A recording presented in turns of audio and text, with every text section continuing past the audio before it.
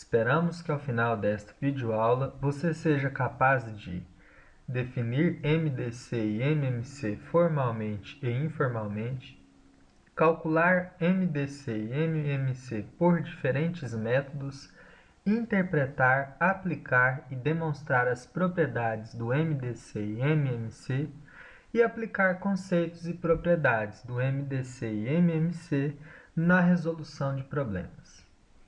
Muito bem, várias aplicações podem ser resolvidas com o uso de MDC e MMC.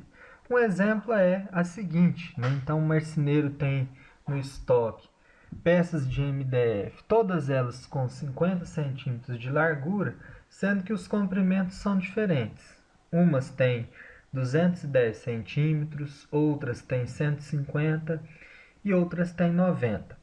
Ele quer aproveitar essas peças de forma que ele irá fazer bancos, com essa largura de 50 centímetros e o comprimento dependendo de um corte nas placas, de forma que ele não tenha aí nenhuma sobra de material. Então, qual deverá ser aí a largura desse banco, ou seja, o corte que ele deverá fazer nas placas, para que não sobre material e ele tenha o maior tamanho possível nessa largura. Nós resolvemos esse problema com o máximo divisor comum. Nesse caso, a resposta é 30 centímetros. Muito bem. O máximo divisor comum tem a seguinte definição. Para dois números naturais A e B, não simultaneamente nulos, diremos que D é o máximo divisor comum de A e B se possuir as seguintes propriedades. Primeira, D é divisor comum de A e de B, ou seja, D divide A e D divide B. Segunda, D é divisível por todo divisor comum de A e B. Isto é, se existe um C que seja divisor comum de A e B, então esse C deve dividir D. Algumas propriedades. Primeira, o máximo divisor comum entre 0 e um número A é o próprio número A. Segundo, o máximo divisor comum entre 1 e A é o próprio número 1. Terceiro, o máximo divisor comum entre A e o próprio A é igual a A. Quarto, se A divide B, então o máximo divisor comum de A e B é igual a A. Métodos do cálculo, para o cálculo do máximo divisor comum. Então, o processo mais óbvio para calcular o máximo divisor comum é obter os divisores de cada número, realizar a interseção desses divisores comuns e escolher o maior valor. Mas não é um processo prático. Para isso, existe, por exemplo, o processo das divisões sucessivas, que é chamado de lema de Euclides. Vamos resolver um exemplo. Então, nós vamos calcular o máximo divisor comum entre 384 e 276. Nós vamos construir uma tabela contendo 3 linhas, e o número de colunas é sempre indefinido. A gente vai determinando ao longo do processo. O primeiro passo é dividir 384 por 276.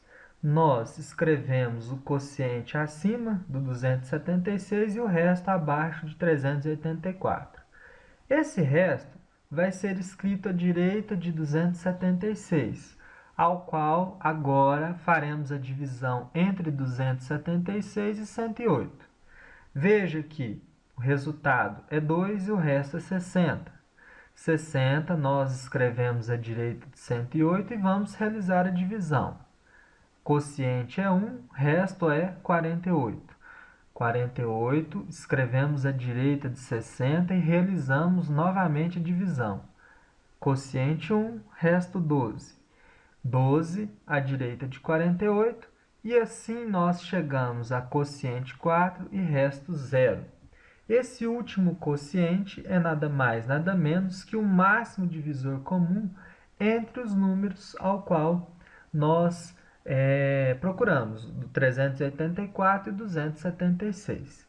Então veja que o processo consiste em divisões, né, sucessivas, né? Nós tomamos cada resto e vamos, né, aplicando numa nova divisão, de forma que o lema de Euclides diz o seguinte: se A e B são inteiros e B é diferente de zero, e sejam Q e R o quociente e o resto da divisão de A por B, respectivamente, então o máximo divisor comum entre A e B é igual ao máximo divisor comum entre B e R, tal qual nós obtivemos aqui durante esse processo. Então, nós vamos demonstrar, né, esse lema de Euclides. De que maneira? Se o máximo divisor comum entre A e B é igual a D, então o D é divisor de A e divisor de B. Dessa maneira, né, nós podemos dizer que o número A ele é igual a B vezes Q mais R, ou seja, a divisão entre A e B tem por quociente Q e resto R. Então, isso daqui é equivalente, né, ao teorema da divisão de Euclides. Se isolarmos R, ficaremos com R igual a menos B vezes Q.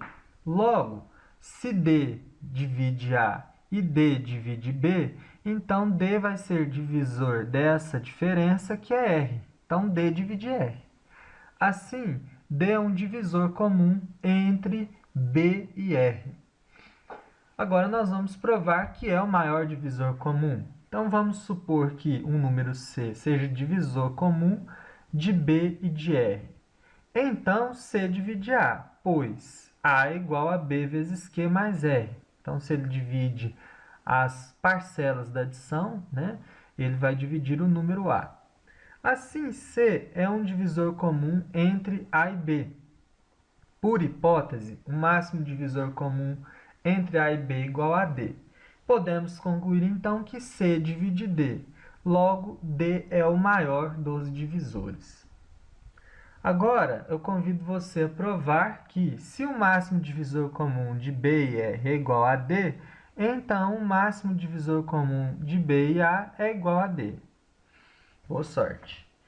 Definição de números primos entre si. Então, dois números são primos entre si se o seu máximo divisor comum for igual a 1.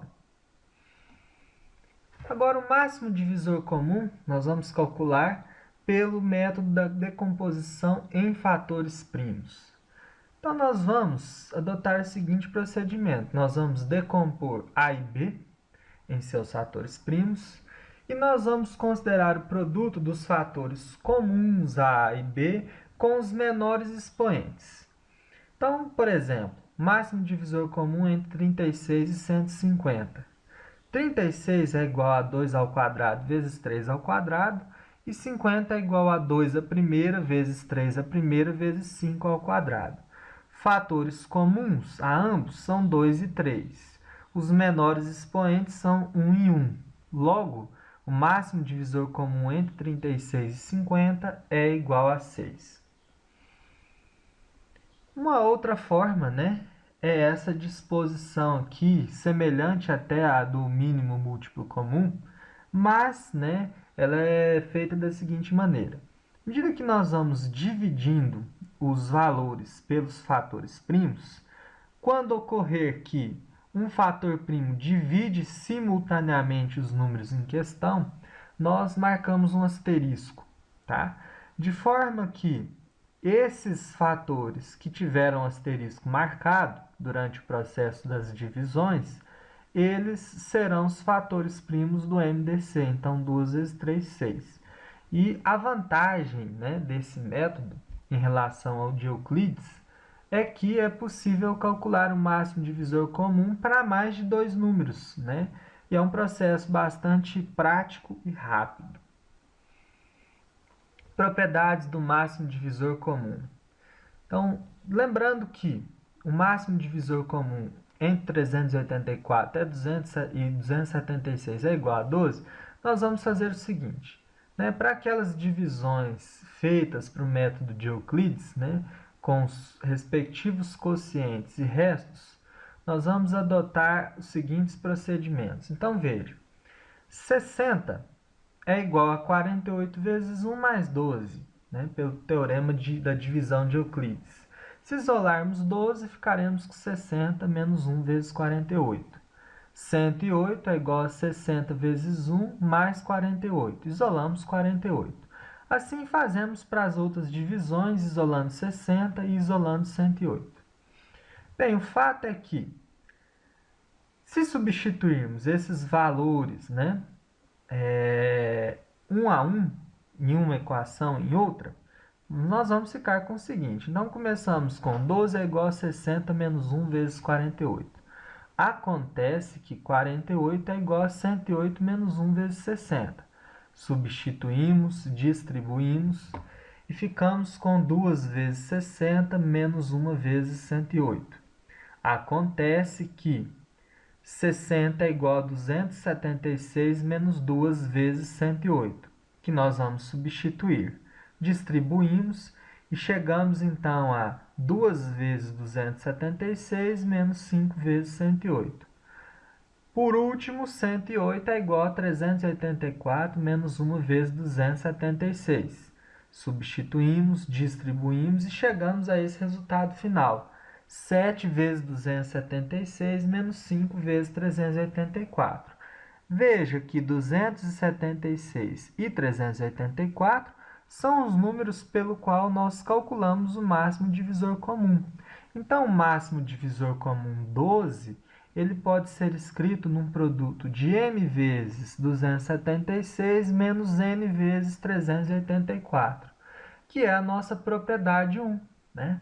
Sempre é possível escrever o máximo divisor comum entre dois números em uma diferença, tá, do produto de n por a menos m por b, ou o contrário.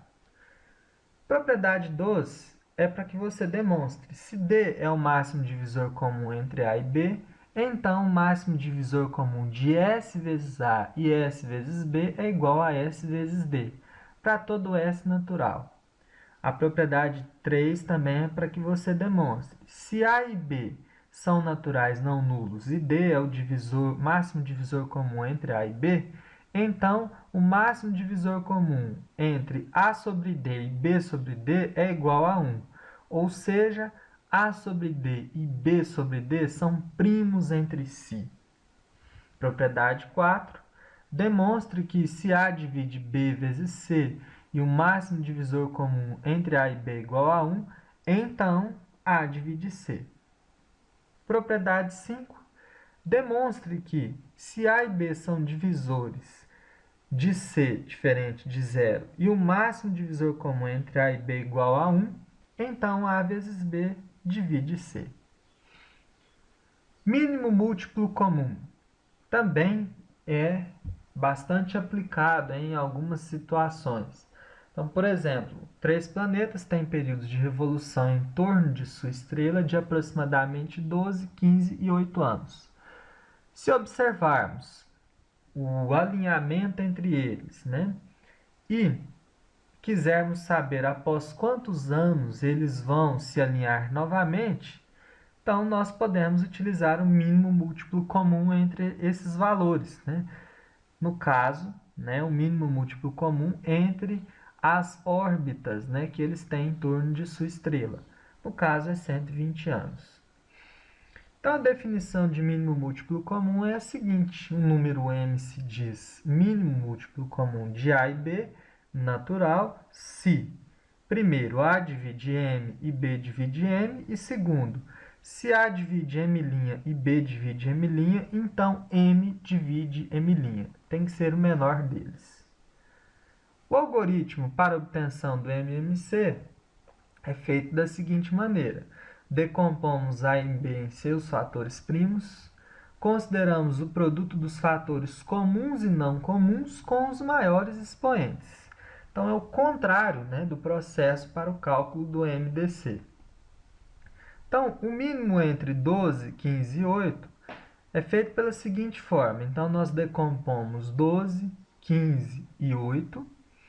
E os fatores comuns e não comuns nós vamos transcrever utilizando os maiores expoentes. Então, o maior expoente para o 2 é 3, o maior expoente por 3 é 1 e o fator primo não comum é o 5.